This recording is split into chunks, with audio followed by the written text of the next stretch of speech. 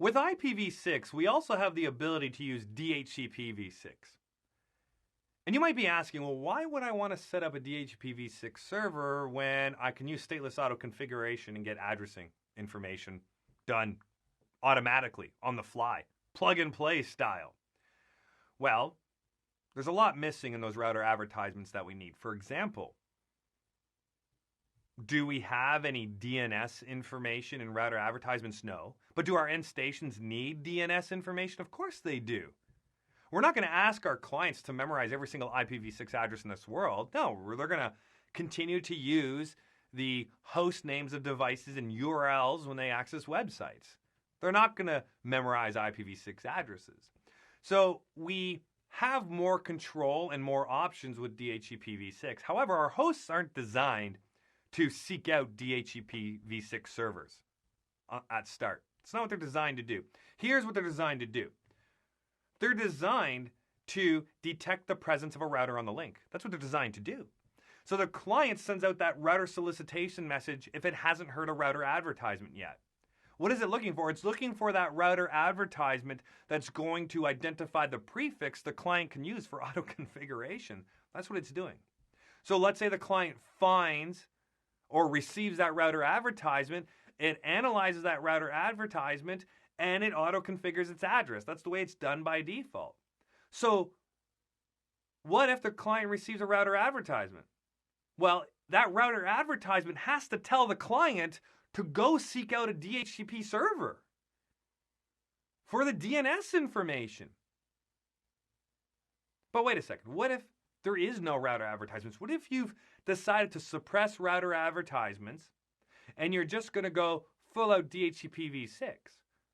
Well, our client's sending the router solicitation messages and they're not getting any response. So now that it realizes no router is available to give it its addressing, it then hunts out the DHCPv6 server. And how does it do that? It does that by starting off the DHCP process with the DHCP solicit message. That's right. We don't have the DORA process here like IPv4. It's S-A-R-R. SAR. Oh, it's not as easy to remember as DORA for IPv4, but this is the process. It is a multicast solicit message. So the multicast, this solicit message, is destined to a specific multicast address that is being utilized by DHCPv6 servers. The response to the solicit message is an advertise message, which is unicasted back to the client. And then we have our request message, which goes to the server, and then the reply coming back. The concept here is the same, though. For example, the solicit message is saying, hey, are there any DHCPv6 servers out there? The advertise message is saying, yeah, this is me. Here's some stuff I can offer you. The request coming back says, great, I'm going to utilize that. Perfect, I like it. And then the reply is the finalization of that process and the overall exchange. Anything else that has to be sent to the client can be sent to the client. And we're also confirming that everything's good between us and that client. So it's all done. However, there's also a two-way version of this process. For example, we can skip the advertise and request part of this conversation. Now, what is this known as?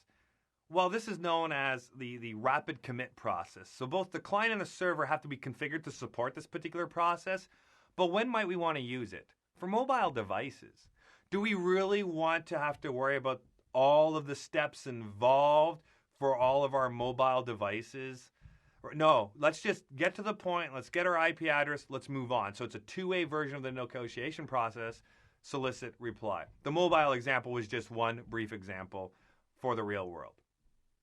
Could be many other reasons why you might want to have a rapid commit between the server and the client, solicit and reply without doing the advertise and the request.